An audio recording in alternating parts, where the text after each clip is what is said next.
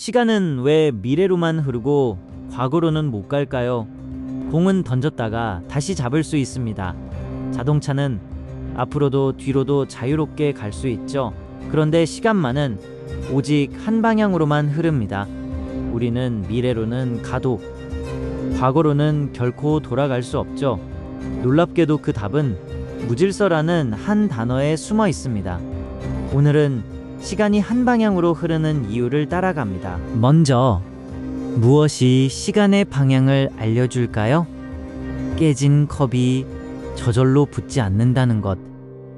그것이 시간의 화살입니다. 컵이 바닥에 떨어져 산산조각 나는 장면을 떠올려 보세요. 우리는 그 장면이 어느 방향으로 흐르는지 단번에 압니다. 반대로 조각이 모여 다시 컵이 되는 일은 결코 없죠. 만약 영상을 거꾸로 틀면 우리는 곧장 알아챕니다. 바로 이 비대칭이 과거와 미래를 또렷이 갈라놓습니다. 흥미로운 건 물리법칙 대부분이 시간에 무관하다는 점입니다. 두 공이 부딪히는 장면은 거꾸로 돌려도 자연스럽죠. 그 장면만 보면 어느 쪽이 과거인지 알 수 없습니다.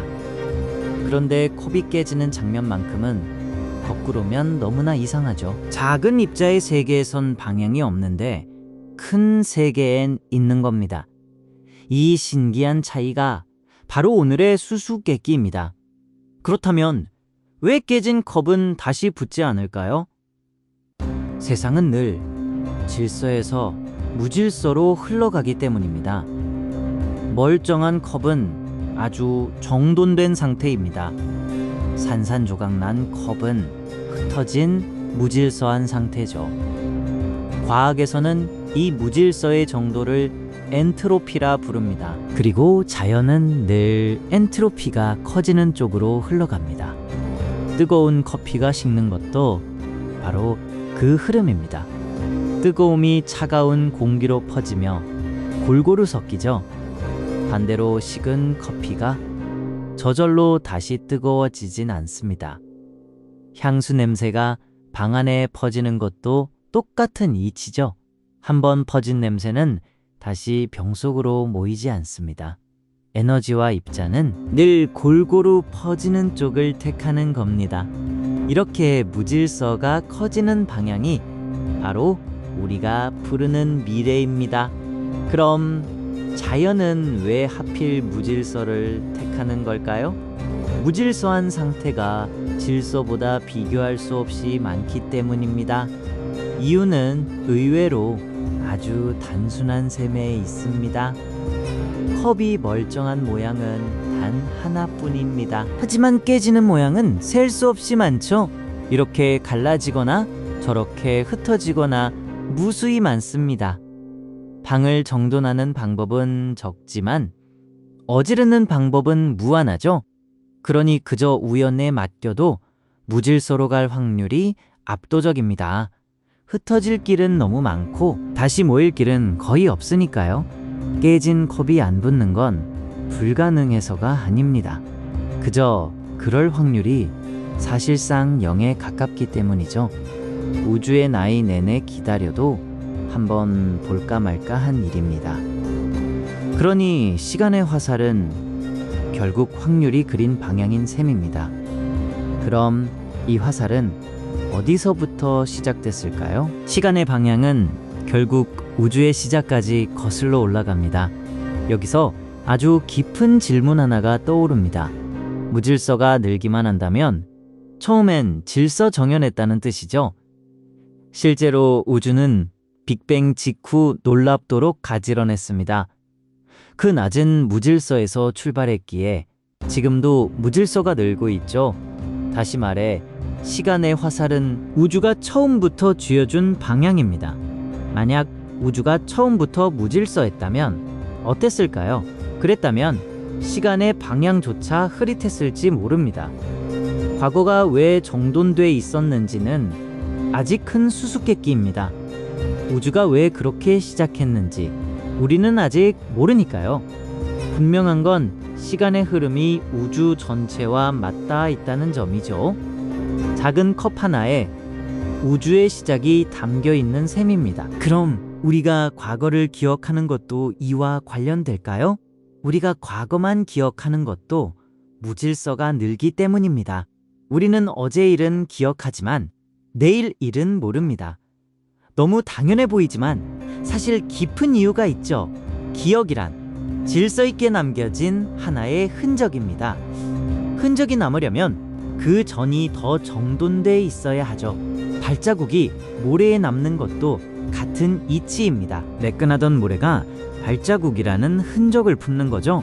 그래서 우리는 흔적이 남은 과거만 기억합니다. 미래는 아직 흔적을 남기지 않았기에 알 수 없죠. 기억의 방향과 시간의 방향이 똑같이 한쪽을 가리키는 겁니다. 그러니 우리가 나이 드는 것도 이 거대한 흐름의 일부입니다. 그럼 이 흐름의 끝에는 무엇이 기다릴까요? 아주 먼 미래엔 모든 것이 골고루 식어버린 고요가 찾아옵니다. 무질서가 끝없이 늘어나면 우주는 어떻게 될까요? 별은 언젠가 모두 타버리고 새 별도 더는 태어나지 않습니다. 에너지가 완전히 골고루 퍼지면 더는 아무 일도 일어나지 않죠. 뜨거운 곳도 차가운 곳도 없는 미지근한 고요만 남습니다. 과학자들은 이 머나먼 끝을 우주의 열적 죽음이라 부릅니다. 변화가 사라진다는 건 시간마저 멈춘 듯한 상태죠. 물론 그건 상상도 못할 만큼 아득한 미래의 이야기입니다. 수많은 별이 태어나고 죽기를 끝없이 되풀이한 뒤겠죠. 하지만 그 방향만은 지금 이 순간에도 분명합니다. 우리가 사는 지금이야말로 질서가 살아있는 귀한 시간인 셈입니다.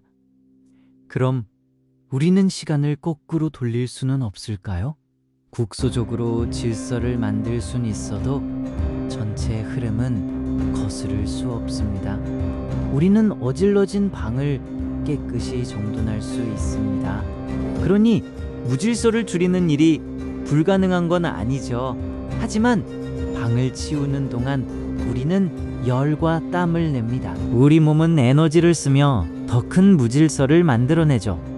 방은 정돈돼도 우주 전체의 무질서는 늘어난 겁니다.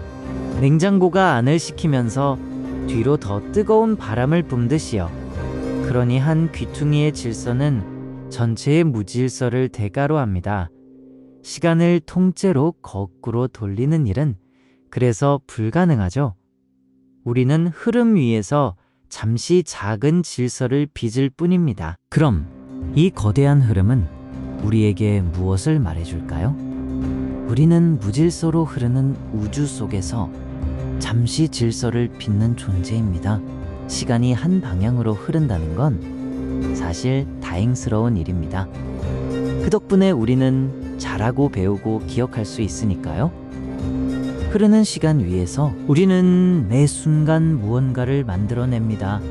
밥을 짓고 집을 세우고 사랑을 나누는 것도 그렇죠.